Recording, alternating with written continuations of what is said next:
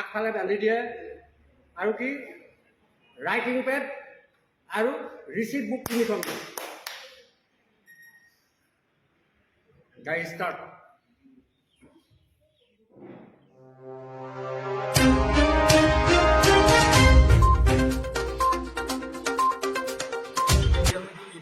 সমগ্ৰ অসমতে আজি আমাৰ বিশেষকৈ তিনিচুকীয়া জিলা সমিতিয়ে আৰু ডিগবৈ ইণ্ডিয়া ক্লাবত আজি নপুৰণি সতীৰ্থ সন্মিলনৰ আয়োজন কৰিছে।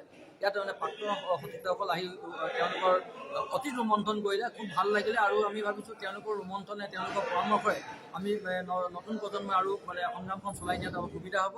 আৰু আমি ভাবিছোঁ যে আমাৰ প্ৰাক্তন সতীৰ্থসকলে আমাক আন্দোলন কেনেধৰণৰ পৰ্যায়লৈ যাব লাগে বা আমাৰ কেনেধৰণৰ ৰাইজৰ মাজত সোমাই যাব লাগে, আমাৰ পৰিগত মূল দাবীকেইটা ৰাইজৰ মাজত কেনেধৰণৰ নিব লাগে, এই গোটেই কথাখিনি পৰামৰ্শখিনি দিলে আমি শ্ৰদ্ধা আমি গ্ৰহণ কৰি কিনে আমি পৰৱৰ্তী পৰ্যায়ত আমি ৰাইজৰ মাজত সোমাই যাবৰ কাৰণে আমি আগ্ৰহ প্ৰকাশ কৰিছোঁ। ডিগবৈৰ পৰা নিতুমণি শইকীয়াৰ ৰিপৰ্ট NL নিভাজ অসম লাইভ।